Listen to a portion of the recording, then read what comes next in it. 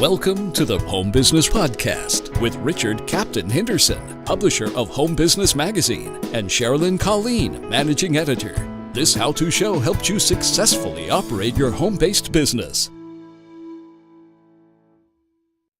Greetings and welcome to the Home Business Podcast. I'm Richard Captain Henderson, your host of Home Business TV. And I'm Sherilyn Colleen, your co-host. Let's secure, foresee, and get underway. Franchising is one of the dominant sectors within the home-based business industry, and over half of franchises can be operated home-based. This opens up opportunities for business owners to grow by franchising. Why is it that some franchises seem to expand so quickly and others can't seem to get off the ground? And will the recently passed tax reform bill have an impact on franchising and make it easier or harder to franchise? To help us navigate today through franchising and tax reform is Christopher Connor. Chris has spent the last decade in the franchise industry working with several hundred different franchise systems in management, franchise sales, and franchise development work. So greetings, Chris Connor. Say hello to our podcast audience. Hi, guys. Thanks so much for having me on. Thanks for coming on our show. We'd like to say that Chris is in a long away place in, what'd you say, Rhodesia? Or Zimbabwe. Former Rhodesia, wow. Zimbabwe. So it might be a little bit catchy on the connection, but we'll make it work. We'll make it work. Okay. How's that connection doing thus far? Can you still hear us? Oh yeah, you sound good. You're good. Good. Okay, all engines head standard. At the end of today's show, we'll share with you our best home-based business tips. Today's tip: what is a simple and easy way to supercharge your daily productivity? Stay tuned and we'll give you an answer at the end of today's show. Now, Chris, this is a big, wide open subject area. How does a business owner franchise their business successfully? Now, we could devote a whole podcast to this one question alone. So if you can please just give us a few key points. Definitely, and that could be one question probably for a whole session together. But this is what I spend most of my time doing, is helping business owners evaluate franchising, figure out whether franchising could be a fit for their model, and really understand the whole franchise process as a vehicle for growth. There's a whole bunch of variables that play into it, and even me having done this now for 16 years, I wish that I could say I could pick them when I met a company or I come across a business and really be able to understand who would make it and who wouldn't. There's certainly some characteristics that you can kind of weed out, maybe the upper 5%, the lower 5%. But I've been fooled many, many times with concepts that I thought were great and didn't make it, and concepts that seemed okay and were wildly successful. Couple of big things. Number one, you've got to have great systems. You have to have mechanisms and a business model in place to be able to teach. There's lots of great entrepreneurs that are more doers than business people. They're great at running the day-to-day operations, but the magic and the secret sauce is really them. And you can't replicate an entrepreneur. You need to have a system to be able to give someone who probably is not as skilled or talented or naturally entrepreneurial. They need to be given that business in a box. One of the big things that I see in addition to that is you need to have great marketing mechanisms. More often than not, entrepreneurs, like true entrepreneurs, are gifted salespeople. Mm-hmm. They're great communicators. They're great at promoting. They get marketing. A franchise model is usually sold to people who aren't quite as adept when it comes to sales and marketing. So they need that. They expect it. And the concepts that I've worked with that I've seen really take off, they had phenomenal biz dev systems. They had a lead gen system. They knew what it took to close deals. They had the scripts. They had the validation to know and understand how they generated leads, how many leads they needed to convert a sale. It was scientific by the time they went to market. This is a great question. If I could just cut in there for a second. So if somebody, is running a home-based business and it's growing, expanding, they're finding other people that would like to do it. The first thing that they really need to take a look at, if they have a business that has, additional demand that they can grow, is they've got to look at their systems, their internal systems, and have they put together ways to duplicate things, and that they've written it down. There's processes, and that they can duplicate it. So that's a key benefit that people will be purchasing when they purchase a franchise, is they step into a system that's already been proven. You're 100% right, and I think it's a mistake of a lot of home business owners to maybe associate good systems with traditional brick and mortar businesses.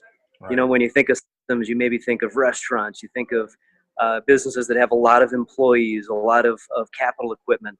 Absolutely not the case. You can be a single sole proprietor, work from home business owner, and there absolutely are as many or more cases where systems make a very big difference in structuring the model, so that not only so you can be more efficient, but so you can teach it and replicate it and duplicate it.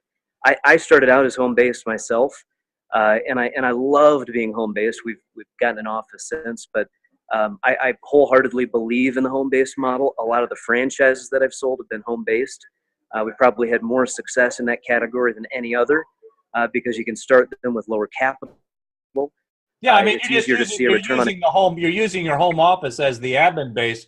But then, for example, there's a lot of different types of home-based franchises where you get a service truck, a small van, and you perform that service on site someplace else, but you're still home-based, and those could still be franchises. Oh yeah, I love it. Those make a ton of sense. Mm-hmm. Back on this, the recently passed but a little bit controversial tax reform bill is having a big impact on the business world. How is tax reform impacting the potential for success in franchising your business? Specifically, it should make the tax consideration, will it free up some revenue to make it more favorable to franchise? Without question. This is one of the biggest things that's happened in franchising in really any time in recent history. We the whole franchise industry could not be more excited about the opportunity that's been created. And I think that's true for small business in general. What this did is it makes being an entrepreneur more appealing, more exciting. It energizes a market of people that might have been considering entrepreneurship and now are given that extra incentive. Effectively, it cuts the tax rate in half if you own a business, if you're a business owner. And the franchise market is comprised largely of people that have not owned business before. They're first-time entrepreneurs. That's why they're buying a franchise, is they want the guidance and the support.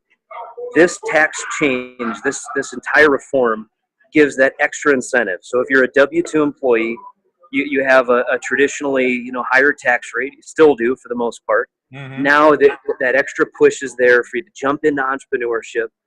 We see this as being game changing, and truly think this is going to be one of the best years franchising has ever seen as a result of it.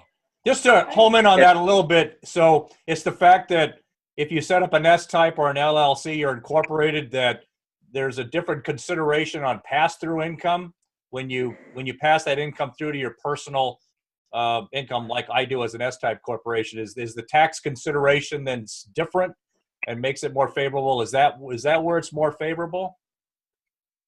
Yeah, and I recommend that anyone who is looking at this speaks with a CPA, but generally speaking, the information that I've gotten from most CPAs, what you want to do is file as an S-corp. If you're an LLC, it's easy to transition that over to an S-corp because that's really where the credits are. There are temporarily right now some tax cuts for individual personal income, and that's in place, but that's going to go away relatively soon.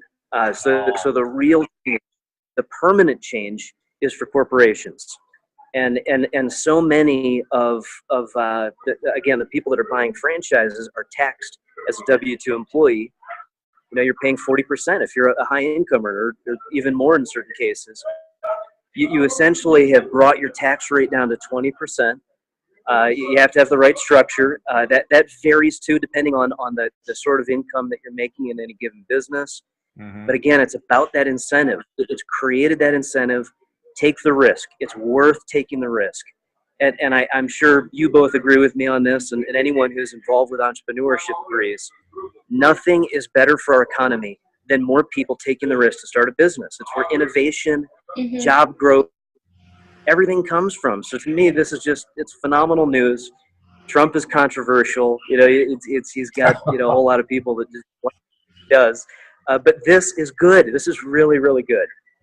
Well, okay, so the bottom line is the tax consideration is different. You'll get a tax benefit being an entrepreneur, and that makes the risk more appealing. More, you can be less risk averse.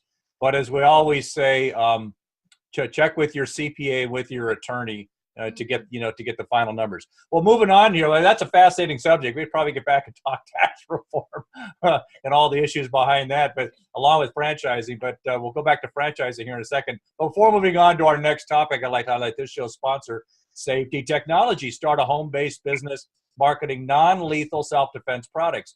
Work with Safety Technology, the industry leader for 29 years. Sell through shows, home party, swap meets, auction sites, and your own e-commerce website. For more information, visit helpdefendpeople.com or our podcast website for more information on sponsors. Okay, so not every business is ready to be franchised right off the bat. Your business has to be established and on a stable foundation to grow. So Chris, talk with us about when you might be ready to franchise your business. So the average company that we work with has about 3 years track record. You don't have to have that, but usually that gives you enough time to understand the ebbs and flows and seasonality and get enough years under your belt where you have an understanding for how the business works. The number one response that I give people when they ask me that is the market will tell you when it's time for you to really look at this. And what I mean is a customer, family members, suppliers, employees, people that you work with will ask you, hey, can I open up a location? And it might not be straight up, hey, can I open up a franchise? It might be, I'd like to partner with you in a new location, or wouldn't it be great if we put another one of these in Houston or Dallas or Atlanta or fill in the blank? Those are the types of comments that to me mean more than anything. It says that you have a professional business, you're presenting well, you're in a good market, there's growth. People are seeing that, and that's why they're interested, that's why they're asking. So much of the success in franchise comes through what I call organic interest. The brands that I have had really take off, sell 100 franchises in a few years type thing, are ones that naturally draw interest. They've got kind of that it factor. Something's cool about it. It might be the way they make the burgers. It might be their marketing mechanism for pest control. One of the ones that caught me off guard was a mosquito control franchise back in 2010. Now they're sort of commonplace, but before it got there, I was like, I don't know really how great of an idea this is. And we sold 180 at the right time. Minnesota.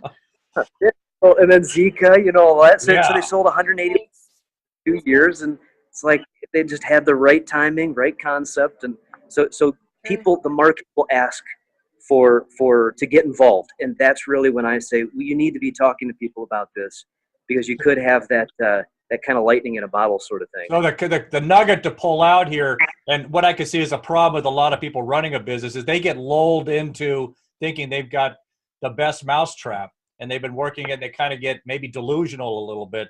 So you got to pull back and say, it's not really what you think about it. You've got to be getting that feedback from the people that you're interacting with that come to you and say, hey, the demand is here. I'd like to take a look at this. Can we duplicate this somehow? And that's the key indicator that you've got something, provided you've got those systems you mentioned, that this could be something you could franchise. Well, and going back to our earlier points there, entrepreneurs can be their own worst enemy. And I recommend, if you haven't, read the book, The E-Myth by Michael Gerber. It's like one of the first of these self-help consulting sort of businesses. And what was the name of that book again? The E-Myth. E-Myth, okay. The Entrepreneur Myth by Michael Gerber. And the whole concept is you can't build a business if you're stuck in it. And so many times you'll meet with someone, and they've got good numbers. I mean, it's financially viable, it works, but they're the number 1 through 6 employees in the company. They do everything. And they're working 200 hours a week. They're a slave to the business. And not only are they not going to be able to duplicate that, but you can't scale it. You've got to figure out how to put people in positions to be successful, and trust that you can train people to do things as well as you can. That's when you start to get systems. That's when you start to get processes, and that's when you can duplicate. Let's talk about one other thing you bring up. That's a good point. To be able to franchise your business, you have to be able to define your value proposition for your business. Chris, how does a business owner define their value proposition? That's a good question, and it's obviously like a high-level thing to talk about, but you can do this, and it's going back to maybe the you can't build a business if you're stuck in it sort of things. You have to make it tangible. You've got to sit down and spell it out. And I love lists. I love making like a top 10 list. Figure out what you bring to the market to your consumer. What reasons do they have to buy from you over competition? What makes it a unique experience? And a lot of times it can be obvious things. Maybe your pricing strong. Maybe you have a competitive differentiator from like the products that you sell. When people go to invest in a franchise, these things have to be extremely evident. Franchise buyers usually have not invested in a business before. They're kind of first timers in a lot of cases. And what's going to catch them are really compelling, interesting, attractive USPs. So if you sit down and you spend time actually navigating this, I also recommend ask other people to help you with it, third parties. So you're talking to people who aren't in the business every day. But if you're sitting down and you're actually spending time doing this and you can't figure out what your USP is, it's probably not a great time to franchise. You mean your unique selling position? Right, yeah. Right. So it's your unique selling proposition or value proposition. Mm-hmm. You need to have this very clearly spelled out. Again, the great franchises that I've worked with, it kind of hits home in like a millisecond. You look at an ad, read like the first couple lines, and it's like, I get it. This concept's great. I see what they're doing. They're unique. They've got the consumers need that. The consumer market's growing. Make sure that what you're doing is not only in demand, but there's increasing demand for it. You see some really, really bad ideas that get franchised, and it's like, I think that people just didn't sit down and look at it and be like, but the market's not that big. It doesn't make sense for me to try to open up a whole bunch of these because there aren't that many consumers. So a couple key points on this value proposition. It's got to be readily apparent. It's almost got to be intuitive when you put it down that other people grasp it. And the other point that comes out of this is we got to remember that somebody is investing into this franchise. And, it's a lot more, relatively speaking, than similar business that would be, say, just a business opportunity or licensing. You're actually paying for that franchise. So, you got to keep that in mind with your value proposition, that's also got to raise the bar enough that it's, it'd be feasible for people. They'll want to do that to make that investment. And that all comes down to that value proposition. You touch on an awesome point, and it's something that's totally relevant. You definitely have to step your game up. Mm-hmm. And there's a lot of times where someone will have a great business, will go to the website, and you can tell they built it themselves in Wix.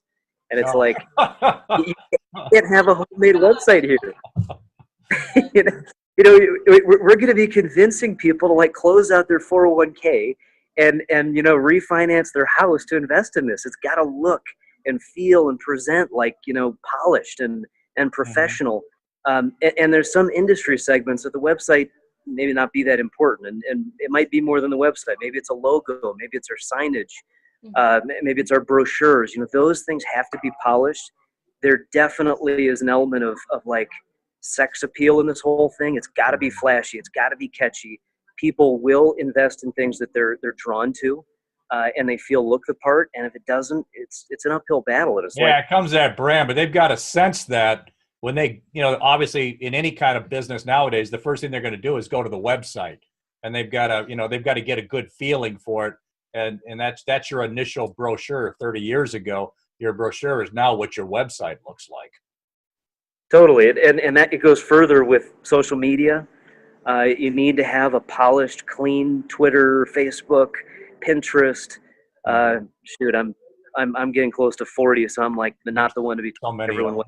Instagram.